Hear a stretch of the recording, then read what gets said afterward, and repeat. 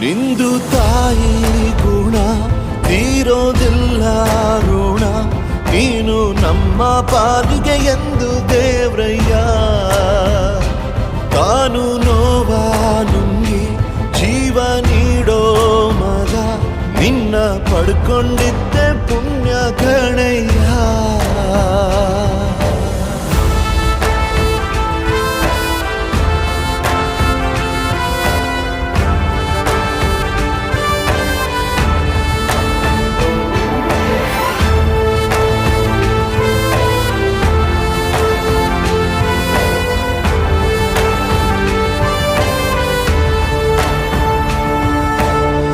ಅನ್ನ ಕೊಡೋ ಭೂಮಿನು ಹೊಗಳುತ್ತಿದೆ ನಿನ್ನನ್ನು, ಊರನ್ನೇ ಬೆಳಗೋ ವಜ್ರ ನೀನು.